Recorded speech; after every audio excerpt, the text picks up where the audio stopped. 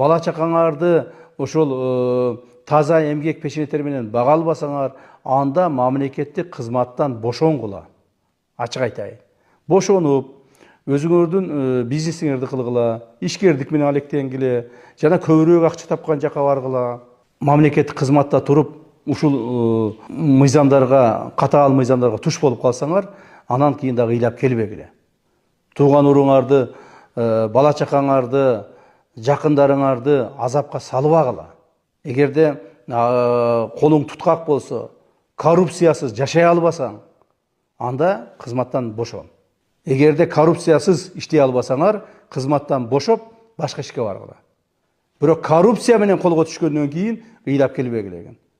Коррупция менен колго түшкөндөрдүн бардыгын катаал жазасын беребиз. Мени жакшы көрөсүңөрбү, жаман көрөсүңөрбү? Мен мамлекет үчүн иштеп атам, мамлекет үчүн аягына чейин иштейм.